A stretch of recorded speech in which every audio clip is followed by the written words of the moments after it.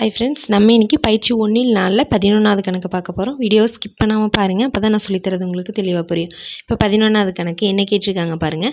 புவியீர்ப்பு விசையின் காரணமாக t வினாடிகளில் ஒரு பொருள் கடக்கும் தூரமானது s(t) = 1/2 gt² + at + b என கொடுக்கப்பட்டுள்ளது. இங்கு a > 0, b ஆகியவை மாறிலிகள். ஓகேவா.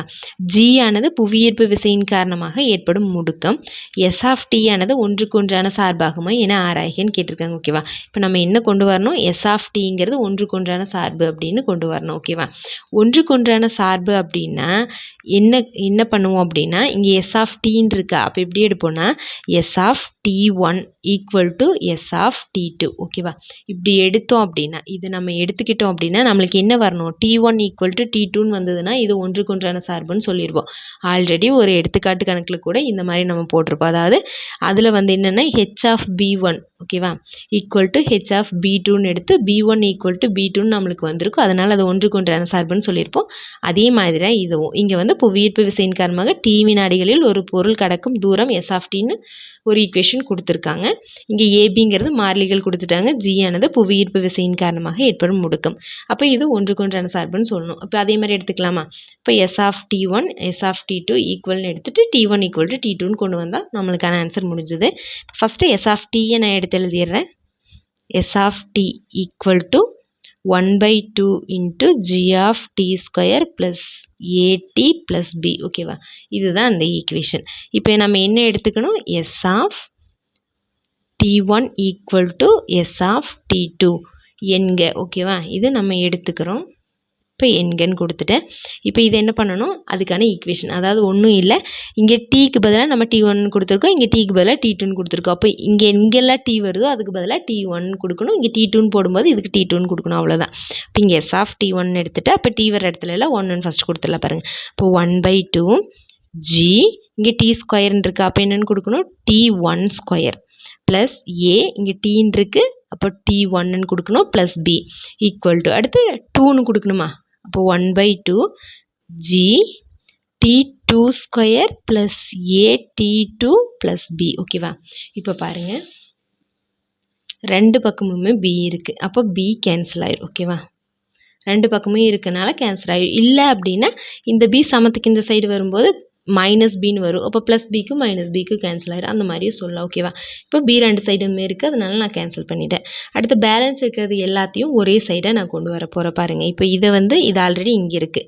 1/2 g t1² + a t1. ஓகேவா. இது இருக்குது. இப்போ இது இந்த சைடு வந்துச்சுன்னா மைனஸில் வருமா, அதாவது எப்படி வரும், இங்கே ப்ளஸில் இருக்குது. அப்போ -1/2 g t2², இதுவும் மைனஸில் வருமா, அப்போ -a t2ன்னு வரும். ஈக்குவல் எல்லாமே இந்த சைடு வந்துருச்சுன்னா இங்கே என்ன இருக்கும், 0 தான் இருக்கும் இல்லையா. இந்த ரெண்டும் ஒரே மாதிரி இருக்கனால இந்த ரெண்டுலேயும் பொதுவாக இருக்கிறது பாருங்கள், 1/2 ஜிங்கிறது பொதுவாக இருக்கா. இப்போ இந்த ரெண்டுக்குமே சேர்த்து நான் 1/2 ஜியை நான் வெளியே எடுத்துறேன். வெளியே எடுத்துட்டேன் அப்படின்னா இங்கே பேலன்ஸ் என்ன இருக்கும், t1² இருக்கும். இங்கே மைனஸ் இருக்குது, அதனால் நான் மைனஸ். இங்கே பேலன்ஸ் என்ன இருக்கும், 1/2 ஜி வெளியே போயிடுச்சுன்னா t2² இருக்கும். ஓகேவா. அடுத்து இங்கே ப்ளஸ்ன்னு இருக்கா, அப்போ நான் ப்ளஸ் போட்டேன். அடுத்து இதில் பொதுவாக இருக்கிறது பாருங்கள், at1, இங்கே at2. அப்போ ஏங்கிறது பொதுவாக இருக்குது, ஏவை நான் வெளியே எடுத்துட்டேன் அப்படின்னா இங்கே என்ன இருக்கும், அப்போ t1 இருக்கும், இங்கே மைனஸ், இங்கே t2 இருக்கா, = 0. ஓகேவா. இப்போ இதில் பாருங்கள், இதுலேயும் பொதுவாக வெளியே எடுக்கணும் அப்படின்னா எதை நம்ம எடுக்கலாம்.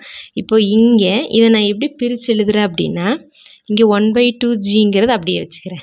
இப்போ இது ஸ்கொயரில் இருக்கா, இது நான் பிரித்து எழுதுகிறேன். இது பாருங்கள் என்ன ஃபார்முலா மாதிரி இருக்குது, அதாவது a² - b² ஃபார்முலா மாதிரி இருக்கா. இதுக்கு எப்படி எழுதணும், a² - b²னா அதுக்கான formula a + b × a - b வா. அப்போ இந்த மாதிரி நான் இதை பிரித்து எழுதுகிறேன்.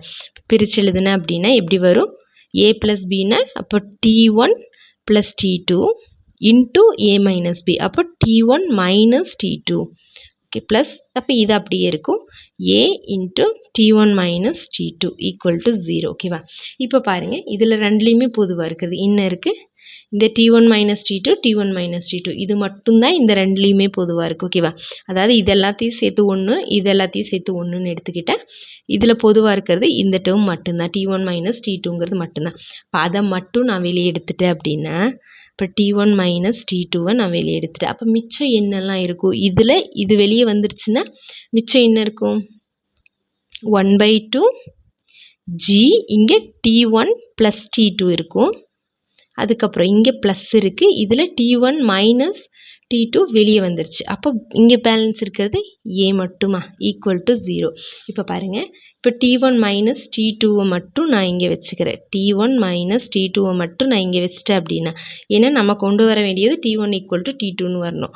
அப்போ இதை மட்டும், இந்த டேர்மை மட்டும் நான் இங்கே வச்சிட்டேன் அப்படின்னா, அப்போ இந்த டேர்மை நான் இந்த சைடு கொடுக்கணுமா? கொடுத்தேன் அப்படின்னா இது எப்படி போகும்? 0/1/2 G T1 plus T2 plus A இப்படி வருமா? 0க்கு கீழே வருமா? அதாவது இங்கே ரெண்டுமே பெருக்கல் இருக்குது. அப்போ சமத்துக்கு இந்த சைடு வரும்போது வகுத்தலில் வரும். அப்போ பையில் போட்டு எழுதுமா வகுத்தல்னா? இப்போது 0க்கு கீழே எந்த நம்பர் வந்தாலும் ஓகேவா, அப்படி வந்துச்சுன்னா அதுக்கான ஆன்சர் என்னென்னு வரும்? 0 தானே. 0க்கு கீழே இங்கே என்ன இருந்தாலுமே அதுக்கான ஆன்சர் 0 தான். அப்போ என்னென்னு வரும்? T1 minus T2 equal to 0வா? ஓகேவா? இது ஃபுல்லாமே அப்போ 0ன்னு ஆயிடுச்சு. அப்போ ஈக்குவல் டு 0. இப்போ பாருங்கள், T1 இந்த T2 இங்கே மைனஸில் இருக்குது, சமத்துக்கு இந்த சைடு வந்துச்சுன்னா ப்ளஸில் வந்துடும். ஓகேவா? இப்போ நம்மளுக்கான ஆன்சர் வந்துருச்சா? நம்ம என்னென்னு எடுத்தோம்? S of T1 equal to S of T2ன்னு எடுத்தோம். நம்மளுக்கு என்னென்ன ஆன்சர் கிடச்சிருக்கு? T1 ஈக்குவல் டு T2ன்னு கிடச்சிருக்கு. அப்போ இப்படி வந்துச்சுன்னா நான் என்னென்னு சொன்னேன்? ஒன்றுக்கு ஒன்றான சார்பா? இப்போ எழுதலாம் பாருங்கள்.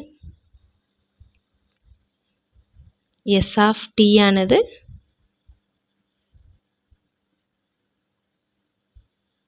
ஒன்றுக்கு